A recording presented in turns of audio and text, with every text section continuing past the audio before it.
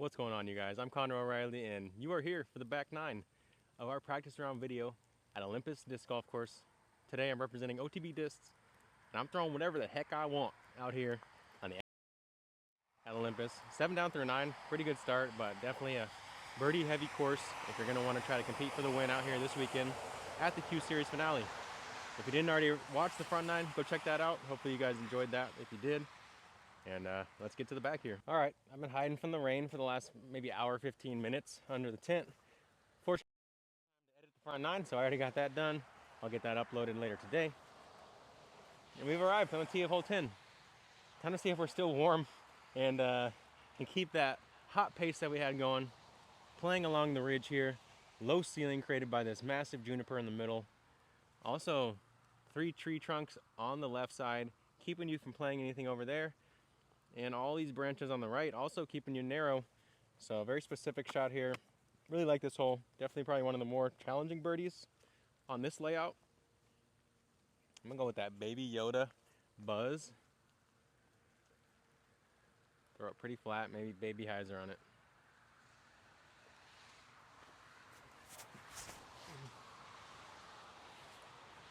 Oh, I played it flat, missed left. A little bit of that rust shaking off after the rain. But I think I might even be in circle 1. So let's see what we got. Honestly, I'm kind of glad that this rain delay happened. It kind of just forced me to be off my rhythm and try to refine it, which can simulate weather delays in tournaments or slow cards that throw you off, whatever it might be. I think it's good to have to deal with something like that in practice and figure it out. Kneeling putt through the window.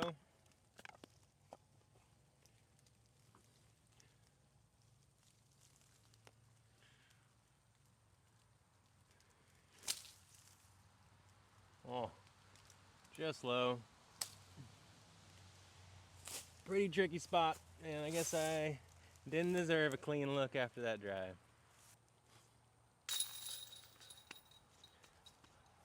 All right, took a par here to start off on the back nine. Don't love it, but what are you gonna do? Hole 11 to the FPO pin is gonna be a dual option par 3. Most of you guys are gonna say, what do you mean dual option? I just see the straight shot over the little berm here at the basket on the hillside. Well, there's also a line off on the right side here, left of these first 2 trunks, right of that 3rd trunk. You can play overstable 9 speed there, and if you hit the gap, you'll likely get the fade to a circle 1 putt. I don't know, I think this hillside in front makes this up the gut shot slightly harder. I'm pretty torn playing to the FPO. I feel like you really want to get it there. And the straight shot is enticing, it's fun. I'm gonna throw a Pioneer down the right side. I think that's the play I'm liking here.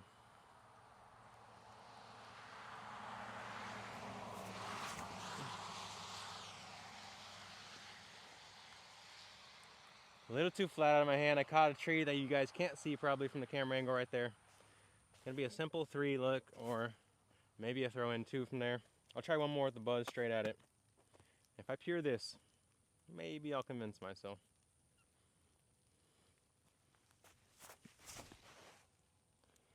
Of course he does. Honestly, that's 2 shots in a row with the Baby Yoda. I put in a circle 1. I think math's done. Why would I avoid it? Like I said, I think we'll go Baby Yoda. Buzz straight at it in the tourney.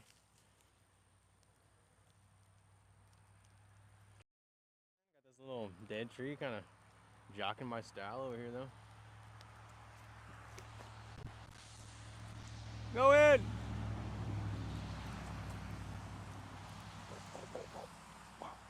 You guys might remember as we get up here, the MPO pin on this one.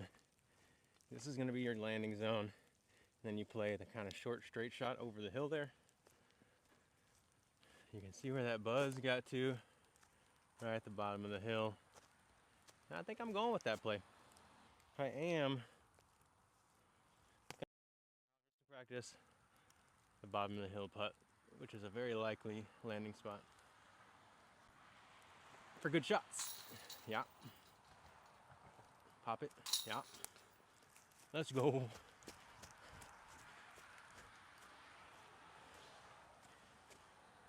just a little bit further than the Savior approach earlier, but the Savior approach was cooler. It was cooler. Many of you might remember hole 12 as a bombing forehand or super difficult over to that MPO long par 3 position tucked on the right. To the FPO pin, however, it's a par 4, very manageable, even eagleable if you're trying a big distance driver shot. Even if you shape the perfect fairway driver shot, you can be putting. I like Explorer, a little bit of drag over here, kind of trying to put it around that down log as you enter the gaps into the green.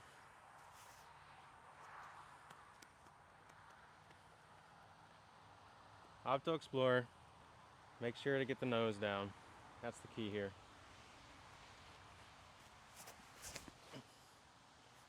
A little bit of nose down, a little bit of turn, slightly more turn than I wanted. I think I heard it hit something late. Either way though, it should be a very manageable birdie, par at worst. Check out this asp just getting big on these holly berries before he got to turn to a moth or a butterfly. Butterfly, right? He might have fallen asleep mid chomp in the rain. He said, a little rain nap. I'm a little full. I've been crunching on these berries, obviously. We got our observant owl friend here in the sculpture that lies in circle 1 of the short pin. I think I hit this tree here. Kick down. Not a bad spot for a slight miss. See if we can get a throw in. I mean, when you have faith in your abilities and the right equipment, nothing can stop you.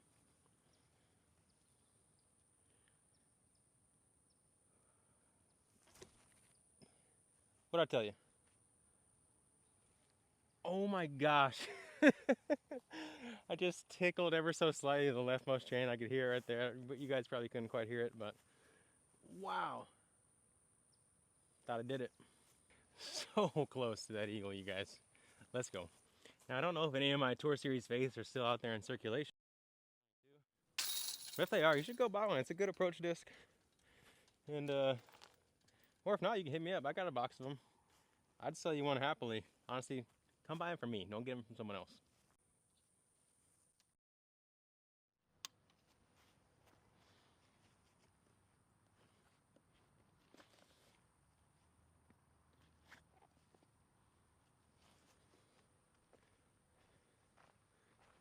Hole 13 offers us a pseudo dual option par 4. Playing to the FPO, we're going to be about 50 feet shorter than the MPO position. Both of the pins, though, are eagleable if you get a little luck on your side and throw a great shot. They are working on carving this right side out. There's kind of that initial tree in the middle of the gap you guys can see, that once you beat that, you are clean through. I still think to make players want to take that gap more, they're going to need to shave some of these limbs up on the left. Rewarding, because this left side just too enticing for me, at least for now. I like the roller here. I think as many trees as there are in the middle part of this fairway, you can't really choose a gap, and so if my disc can be this skinny versus this skinny, I feel like I'll have a higher success rate, and I know eagle is doable, so why not go for it? Hatchet roller. I kind of even have to hyzer flip this roller just to get it to not flip too quick. Okay, there's that little bit of hyzer release. Flipping. Caught one of those tree trunks. Looked like it still was making some progress. If it kept some speed, I'm going to have a putt. If not, short chip. I know back during the chess.com invitational, the biggest complaint about the course really was just that the tee pads we were using were a little slippery, especially as soon as it was wet. Really hard to commit to them, especially with the difficulty and the physicality of some of these shots out here to the MPO layout. But now they just finished installing the X-Step Pro turf pads, which are the Disc Golf Pro Tour approved pads. And if you're seriously thinking about trying to make a top quality course and you want to use turf, I highly suggest using X-Step Pro, unless you somehow find whatever stuff they were using at Krokal in Norway, because I think that's equal, if not slightly better somehow. It's longer hairs, but also kind of that curly hair that you're looking for on disc golf turf. We don't want the straight hairs. They get matted forward. You lose all traction. And I mean, if you're on a budget, obviously you get what you got to do, because we want more disc golf courses. But if you want top quality, try that X-Step Pro. So now you guys get a good look at this second portion of the fairway. Obviously, you can kind of play it clean to somewhere over in here and have a short approach.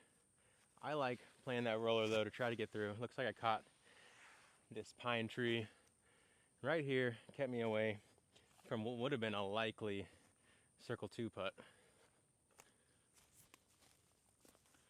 I'm gonna go Saki Bomb Slammer. I got one pine tree really to beat here, and if I can beat it either side, I'm home free. I'm gonna try to play just outside of it.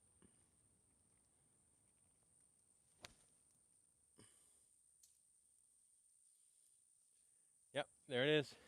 Played the outside. Made sure to have intention even on a shot where it feels like there's a tree splitting the middle to where like it might be almost a little bit too specific, but better be specific than not. I widened this one to the 0.5 lens so you guys could get a feel for just the beauty of this area of the property. This place used to be an old limestone quarry and has a lot of cool rocks because of that, and a lot of these cliffs that were kind of dug out, creating more elevation change than you really see on pretty much any Florida course. Maybe Tom Brown has a couple holes that can rival it, but throughout the track there's nothing in Florida that I've played that comes even close. Gotta love it out here. Hole 14 is just another absolutely stunning tee shot. You got that cliff to try to climb over off the tee. Anything short of that's going to be really difficult. If you remember back during chess.com, all this low area short of the cliff pretty much was covered with water. So that's not the case anymore. Either way though, you're really going to want to clear this cliff and give it enough height and hyzer to beat that sawgrass that you can see on the back wall of the fairway up there, because you do not want to play from in there.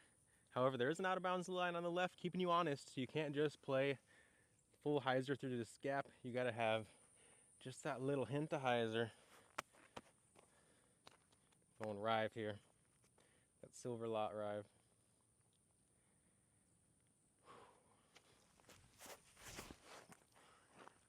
That's centered up, touch of hyzer. A little bit left, honestly, of where I really ideally want to be, but that's so safe. No chance of even dealing with the sawgrass, and I'm happy with that because yesterday I had to try to play out of it, and it's not fun. Like I said, I prefer to be slightly right of this, maybe about 2-3 paces. Allows me to play the preferred backhand roller for a possible eagle look on this one. But from over here, I'm just going to play a forehand stiletto to avoid that OB on the left. Make sure I'm anywhere off on the right.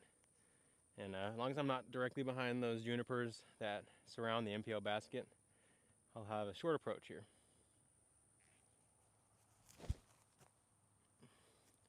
A little right of intention.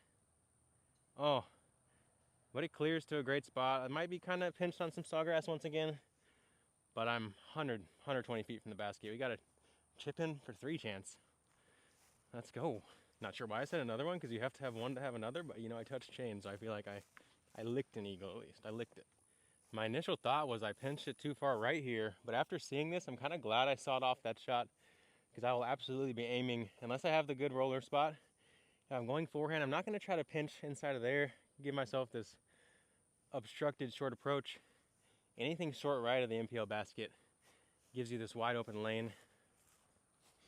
Going back to that faith, y'all know the drill.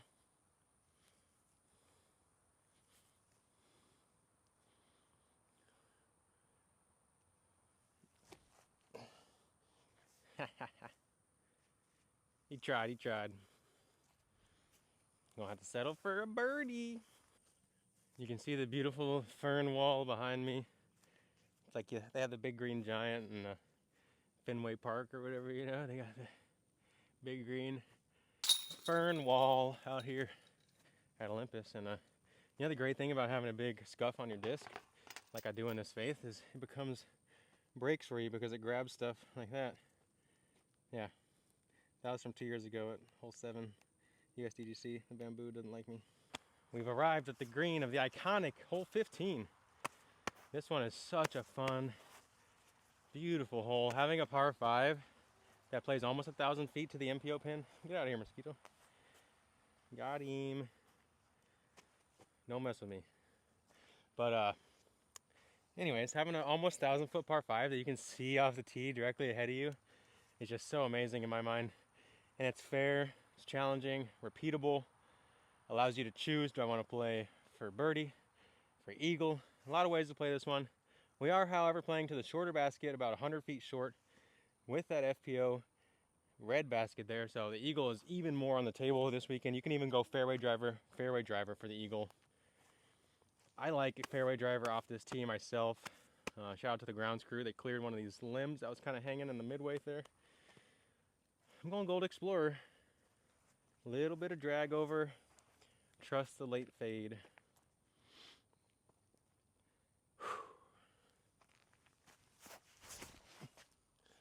There's that drag. Where's my late fade? There it comes. Oh, tickled that tree branch, leaving me about 50 to 75 feet short of the ideal spot for my fairway. Eagle still manageable.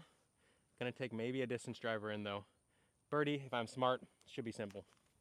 So after our birdie on 14, I think we've missed 4 birdies so far. So 10 down through 14. And like I said, we're gonna see some blistering scores this weekend.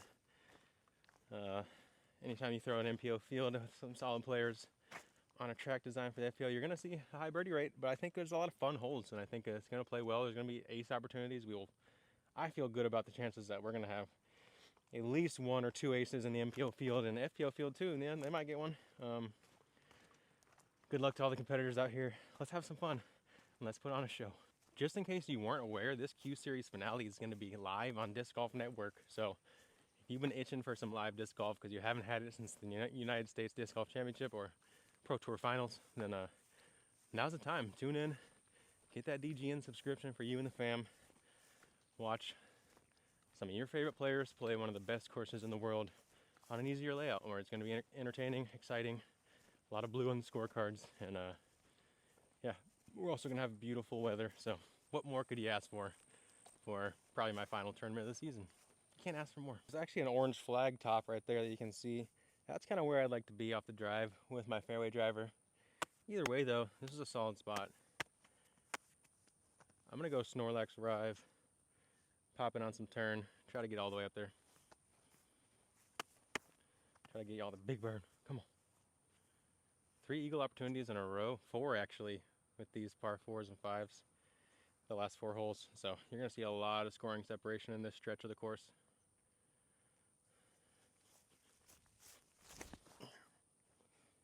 A little too much drag on that, needed some more time, more height. Hopefully it stayed up top because there is a steep cliff on the right. Feel good about it though. Maybe even a long eagle chance. Actually, definitely, as long as it doesn't bounce.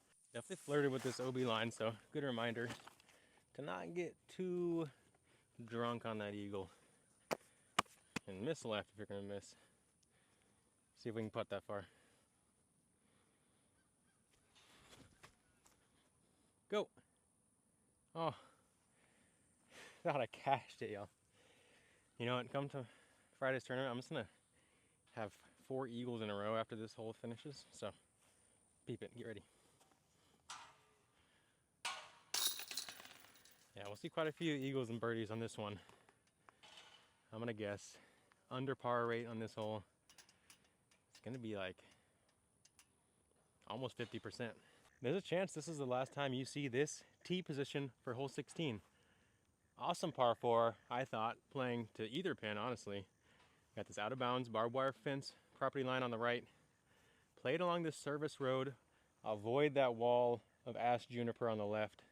That's really gonna block any way to get to the basket if you don't carry your disc from the left to the right. Give yourself some room off of those or get past them. Only ways to really give yourself a clean look here. I like fairway driver, Gold X Explorer. And I know Nick Carl, who works on the course out here, great player in his own right, said that off on the left here, there's a nice little ridge, kind of a flat area that we're going to be playing along as a new par 4 on this one, which I think will be awesome. As much as I like this one, I think staying away from the property line, giving these people their privacy, it's good. Just happy neighbors. We all like that. Gold X Explorer. Force it over. Almost can't miss too much right if you take that left gap and hit it, especially if you play a slightly stable disc like that Gold X Explorer. And getting out to that sunshine, money zone. This course does offer a lot of opportunities to try to dunk your approaches from the shorter layout. Another faith shot here. Try to give it a chance.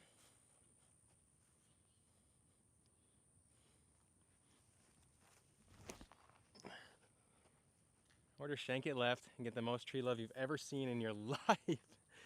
Wow. You know, I think when you use code Connor at otbdisc.com, you probably get stuff like that. So go ahead and go to otbdisc.com. Pick up any disc, probably one with my name on it. If not, then any disc in the OTB selection, which is every disc in the world. And you're welcome. Man, this sweat and moisture's catching up to me. I don't really have many dry places to wipe the disc. All right. A little testy. Let's knock it down. Take advantage of that good luck on the second shot. Oh, did not take advantage, y'all. Pop. Weird. Well, wasn't meant to be. You know, wasn't meant to be. Try harder next time. Now, 17 at chess.com played over this left gap. You could choose the right if you were crazy. Over the pond, very touchy landing zone. And then a shot in if you wanted to birdie. It was a pretty monster of a hole, not gonna lie to you guys. It really messed up some people. It had great stroke separation, but now we're playing the little newborn baby child of that hole off to the right here. 200 feet, perched on that hillside. You can spike hyzer, even though you kind of have to get lucky on those limbs late. And this tall sawgrass is really blocking up a lot of the air space here. So I'm gonna play just a punching straight putter into that hillside short. Don't get cute, try to ace it because it brings in this limb that's kind of ghosty, you can't really see very well right above that sawgrass that I hit yesterday when I tried to get cute with it. So I'm just gonna play it into that hillside. Try to take it easy too. Penny putter there. I tickled that branch I was talking about, and we're parked, but I would definitely love to see that branch go, to be honest with you, or at least limbed up like a meter, because it's just kind of going to create a bunch of luck factor, whether you get in through it or not, if you're playing with the height, which is kind of a good height to play, but we'll see how it goes. It might not be super easy to see, but looking back at the tee, you have this cluster of grass, and then this limb right here is the one that really blocks stuff. Yeah, I wouldn't hate seeing that go. But either way, you can play it into the circle short, give yourself an uphill putt, or you can flirt with it like I did, and give yourself the park job. All right, we just got to that 12 down mark that I was saying. We'll give you a chance to be in it for the win at this one. I do feel like I'm playing solid. Even then, I feel like I have a couple mistakes, so we really could see like a perfect score on this type of layout if someone's really feeling it. Maybe they just throw all the shots good, even the hard ones, because there's only a few holes that are going to play on the harder side out here. A lot of them are going to be right there for you. We are at the top of Mount Olympus, and we're going to throw all the way down 150 feet to the landing zone. And this one's a par 4, playing back up the cliff at the end. You see a lot of players play this forehand, get into that right side, shorter shot. I've always liked the putter, but I think forehand's the one for me right now. Just jam it. Trust the late stability of the stiletto.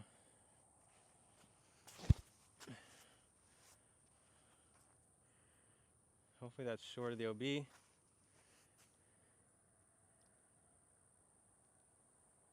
Safe, thanks to my guy, Greggy Diaz, fellow Austinite. You guys, I got about a fifth of my disc hanging in bounds here. Let's go. Take our meter back. Just a little power grip penny putter in. Make sure to come out on some hyzer, give it enough height. If anything, blow it out the back. Don't be short here.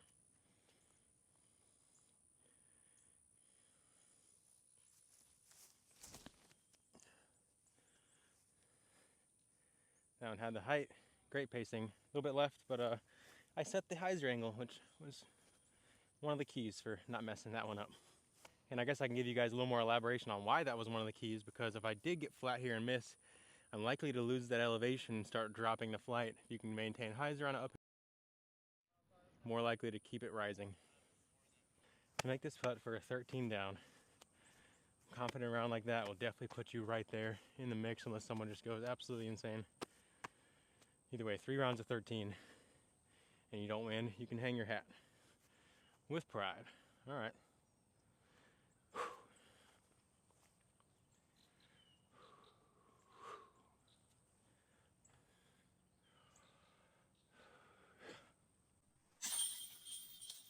Oh.